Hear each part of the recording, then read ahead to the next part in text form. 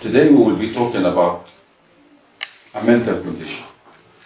The whole purpose of this videos is not for my students, neither for young doctors.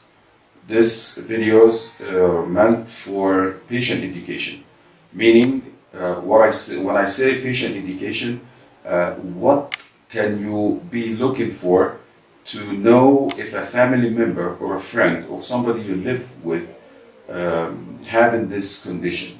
This condition maybe is a bit difficult to pronounce. It's called schizophrenia, or in simple English we can call it madness. What is madness? Madness is just, the patient is not in touch with reality. He is not living in this world. Now, are all schizophrenics, are too bad that they cannot really function? The answer is no. Some schizophrenics are among us, living with us, and they look absolutely normal. Absolutely normal. So when we say madness, we are talking about different levels, different degrees of the disease. Some of them as normal as you and I. It's just they get sometimes episodes of loss of reality, disturbed thoughts, hearing things and seeing things that you and I cannot see or hear. This is episodic. Those are the ones with minor disease, with mild disease. Some others with severe disease, they are totally out of touch with reality. They are not living in this side of the world. I have a patient now these days, is a young girl, 29 years old. She has been like this for the last 15, 16, 17 years. When the first attack happened, she was fine, she was functioning, except for small episodes where she see and hear things. Now, when she was ignored, the family did not know what was on. Now she is totally out of touch. Totally, she is not living in this world. She is living in her own world.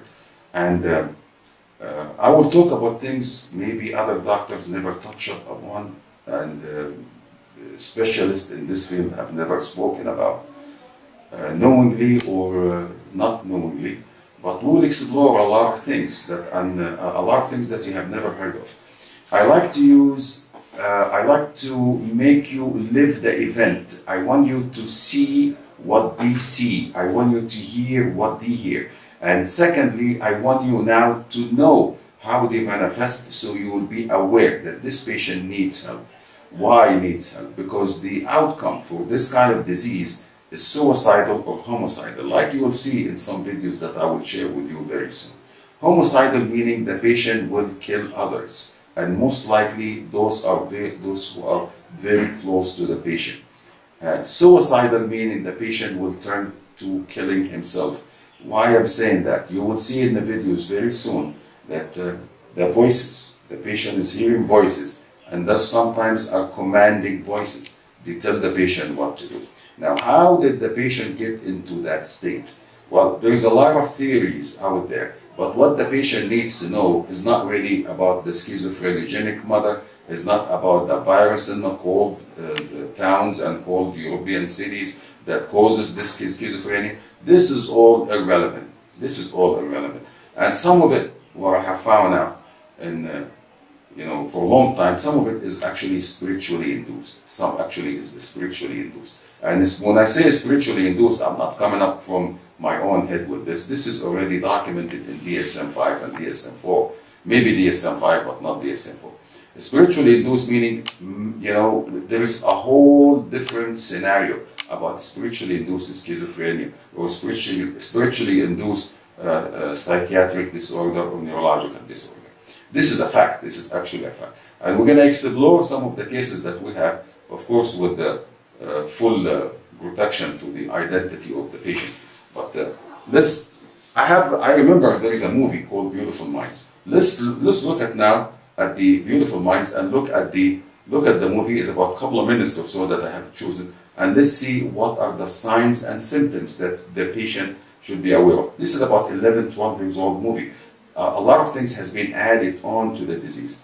We need to understand that this is not an easy disease. And this disease attacks those who are very intelligent, those who are with a very high IQ.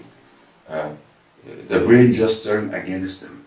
That if we talk about the biomedical basis of the disease, We're talking about substances in the brain that can go high or can go low. That can cause disturbances and disequilibrium on those substances in the brain, and that induces psychosis. Psychosis meaning madness. Psychosis meaning seeing things that normal people don't see, or hearing voices that normal people do not hear. Let me just give you an idea. If you look at this video here, this is an acute psychosis. This is a patient that has come in with, as you see,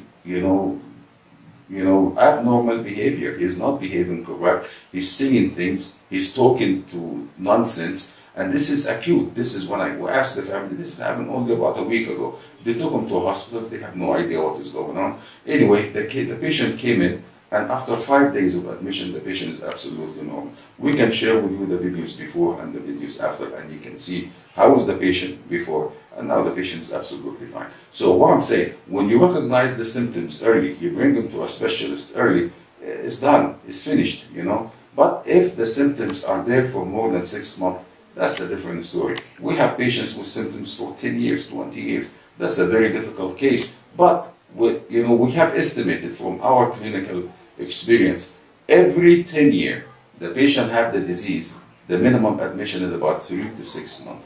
20 years, we're talking about 1 year of admission here. Okay? And if the disease is spiritually induced, that's a whole totally different scenario. We will talk about this in detail.